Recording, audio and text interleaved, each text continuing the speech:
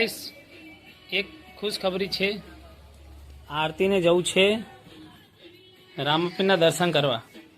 જે અમારા ગોપુભાઈ છે જે અખંડ જ્યોત લઈને જાય છે મહીસાગરથી રણુજા, તો આરતીને એમને મળવા જવું છે. અને આરતી જોઈ શકો છો, એમના વિડીયો જોતી હોય છે. અને આરતીને પણ અખંડ જ્યોતના દર્શન કરવા છે.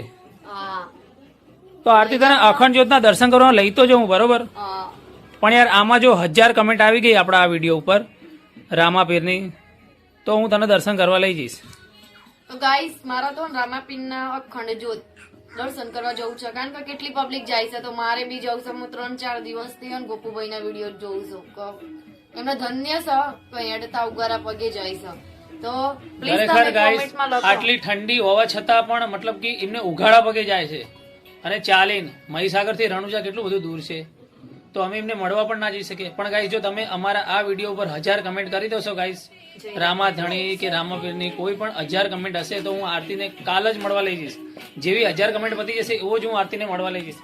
તો ફટોફટ ફાઇનલી તમે પ્લીઝ કોમેન્ટમાં લખો જય રામાધણી, તો મને જીકુ લઈ જોય અખંડ જ્યોતના દર્શન કરવા. કારણ કે મારા 2 છોકરા નાના છે, જો આ મારી સીયુ પણ છે, તો રામાપીરના દર્શન માર થઈ જાય ગાઈસ.